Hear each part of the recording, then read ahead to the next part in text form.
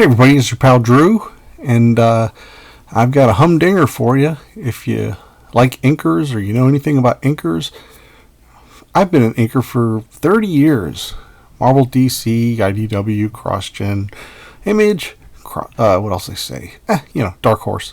So, somebody requested this. It was a crossover between Roger Stern's Avengers and John Byrne's Fantastic Four. And it's pretty clever. It's really clever. And I'll show you an example. Even the cover is clever. Because you have, there's the Avengers and there's the FF, and they're basically meeting in the middle. It's a team up that was sort of a crossover that was sort of accidental. At least made to look accidental to the reader. Beautiful stuff. Kerry Gamble, I believe, did these. Really nice stuff. And this, I don't know if Kyle Baker is inking this cover as well as the interiors, but Joe Sinnott's definitely inking this cover, and he's doing this.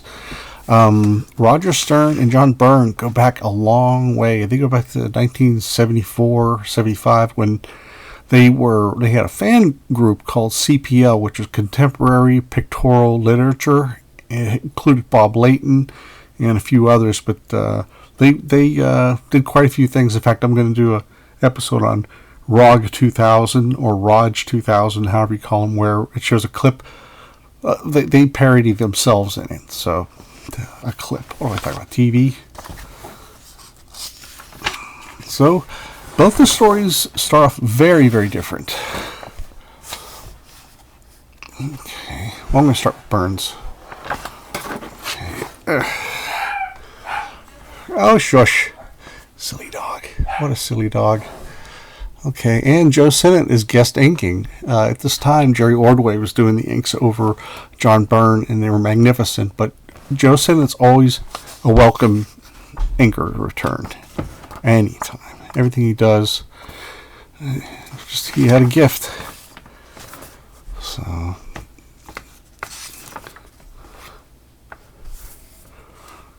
look at that. Even that is just so perfect. And these guys, they look a lot like Doom bots that Dr. Doom had in Latveria, but a little bit, not quite. But he just wanted to tap into that energy. And this is back when Alicia Masters and Johnny Storm were dating. They eventually became a couple. So I love that hair. So, well, you gotta say, Byrne did take some chances. Real nice there. I don't know if that's if Byrne referenced the flying vehicle that was used in this huge 2-page spread that Kirby and Sinnott did inside of a FF annual, but Byrne's always good at tech. He could have just said, "Hey, I upgraded it." So you see the Infant Terrible, who appeared in issue 24, and he caused havoc in New York City, but because he was alone and afraid, and he's actually a child, so he was reacting to a lot of stuff until Mr. Fantastic sussed out the situation. So apparently he's back. And they're dealing with the Skrulls. And of course the Skrulls are just pricks. I love that. But the concept of the Skrulls Express are too savage for their to fully comprehend, and when they attempt to create weapons for the visitors, the results are laughable. Point. Long story.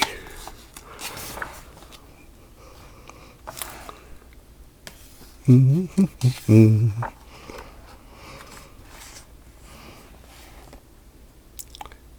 there's the big badass of the Skrulls. And this is a whole subplot here that I'm not going to get into in case you want to read it. I like how Sinnott did the folds and the flooring there. That's really nice. It has like a metallic tinge to it. And I've always wondered, don't characters get crushed that way? But it's still fun. It's one of those conceits you have when you're reading a comic. It's like, they're not getting killed.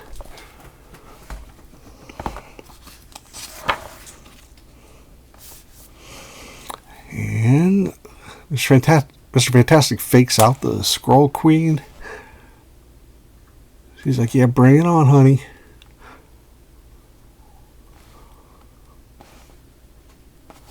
Man.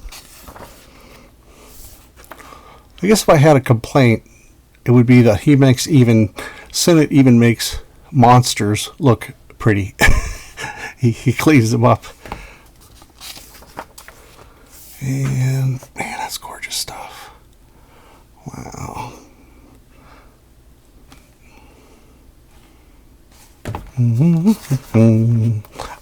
But save your flame, Torchy. You're not the only automatic door opener in this group. The Avengers. And Star Fox thinks she's a Skrull because they changed shape, but Invisible Girl's force field blocks the rest of the Avengers, and they're not wholly convinced that it's the Avengers. And they can't expect anything smart from a bunch of Skrulls who try to pass off themselves as Avengers. I don't know, Reed. For an ordinary Skrull, the big one is exerting a lot of pressure on my field, but I can hold him. But they think, it's the real Fantastic Four. How can we tell? If you really read Richards, how are things at the Baxter Building? The real Captain America knows that the Baxter Building is destroyed. Right, blown up in orbit. You've been staying at Avengers Mansion ever since. It's really them. Boy, do I feel like a jerk. I'm glad we got that settled. So it was kind of like the opposite of the usual Marvel way of doing comics, where right away they throw down, which I kind of like, but I get it. There's a story to tell. There is a story to tell. And Joe Sinnott did the Fantastic Four. The other half is by Kyle Baker, inking over Byrne. It's pretty neat. I like it a lot. In fact, when it first came out, I didn't like it because his inks are very nuanced. They're very. It's almost like Klaus Janson, how sometimes his stuff would fade out. And Kyle Baker is like an award-winning cartoonist who's done tons of stuff, not just in the realm of comics. So I really like it. But when this printed, it printed like shit. Like this kind of stuff up here was completely lost. The fingerprints there, I love that effect. I use that sometimes. So you can see he's using deeper shadows because Sinnott tends to ink in an ambient light sort of style, and Baker here is kind of you can see the sharp shadows from a distance, the contrast, the heavy lines versus the thinner ones.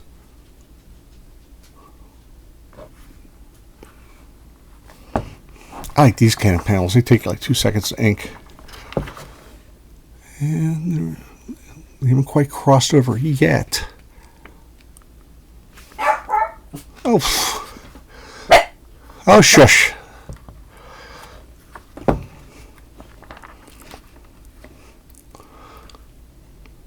It must have been pretty wild as when they were fanboys turning into artists, that the writers, they did Captain America together for 7 issues or so until Shooter screwed stuff up.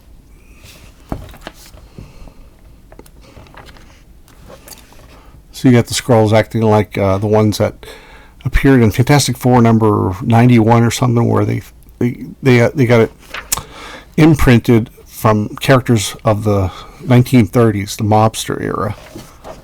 So they relive those times.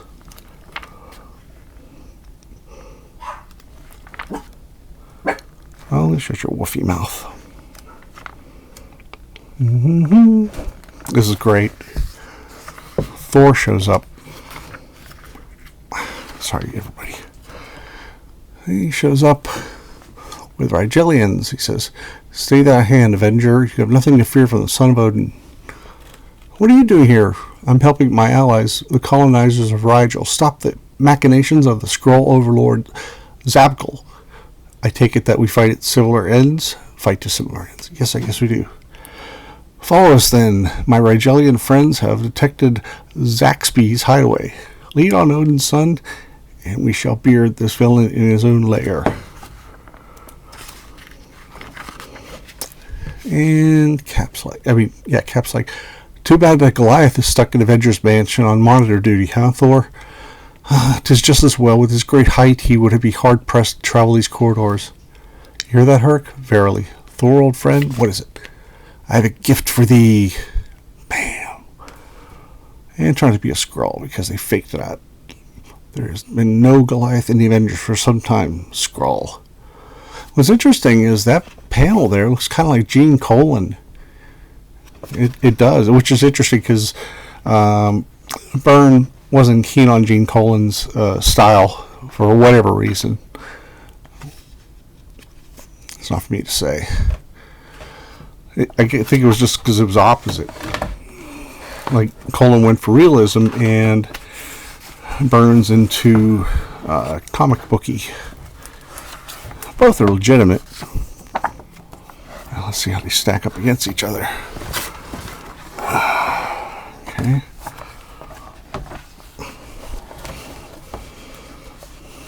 Mm-hmm.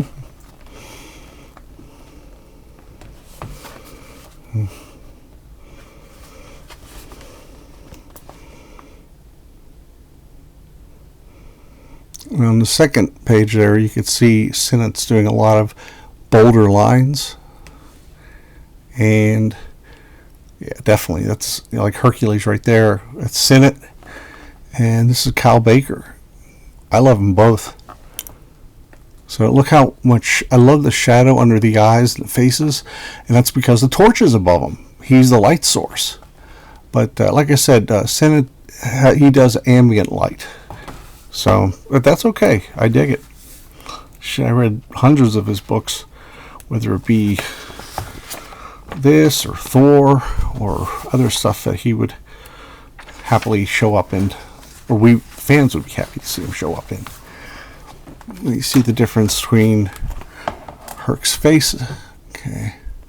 The coloring, unfortunately, is done by two different people, so it would have been nice to see the color. It would make it clearer to see the comparison. And, yeah, see, Reed looks a little more real. Almost Bill Sienkiewicz-ish, that second panel there. And I love the monocolor scheme on the right, the Cal Baker pages. It's a really cool story. It really is. It's tremendous fun. Oop, hang on, everybody. Here we go. Appreciate your patience. And again, the coloring not matching up is a drag. Kind of a drag. Yeah, see, I mean, even the armor doesn't have the same color on it. But, it's not the end of the world. It's just, it's easier to tell. It's easier not to be distracted by the colors, I guess is what I'm saying. And here we go. Now, bear in mind, this is from a Fantastic Four Visionaries, and the interior line work is smaller. See how the top panel where the torch is, it doesn't go all the way down to here. So there's going to be some forgiveness as far as it kind of muddies up some of Kyle's stuff, but he does such great stuff. And it's like, I know what he's going for. Yeah. Yeah, see, it has much more of a gritty style. And I totally dig it. Yes, indeedy. Here's one that's really cool. How about this? Here's a big difference right here. These two faces. There's Cal Baker on the left and Sinnott on the right.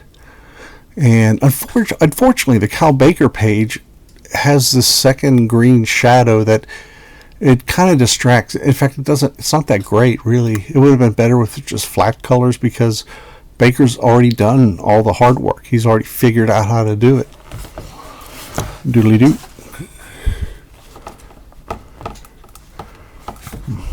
Let me see. Hercules, hero of song and story. And the way they do the musculature is a bit different. And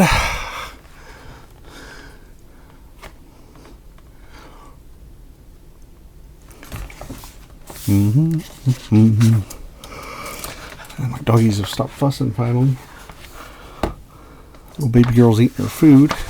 That's what you hear in the background. And like I said, since Kyle Baker's been stuff's been reproduced on better paper, that's a big deal. That makes it really work out. How best to handle this? I'm sorry, everybody. I'm rotating back and forth, trying not to be too confusing, but of course I do that anyway. Here. Okay. Well, his faces are big enough that you could tell the difference. And Kyle, like I said, Kyle, he's just a great guy. His stuff, he did the Shadow for a while. First, Howard Chaykin did like a year on the Shadow, and then Kyle Baker took over, and it was really good. So yeah, you see, they each inker has a knowledge of anatomy, and you could go several different ways on approaching it. So as we're seeing here, this big shadowy cheekbone doesn't exist here. So the light source would be different. And from there, you only have one more page of the Fantastic Four to the end. And you have one more page of the Avengers. Maybe, yeah, just one more page. So that's it. That's for the crossover, the Battle of the Inkers. Actually, it's no battle. They're just great. They're two different kind of flavors, and I love them. Take care, everybody.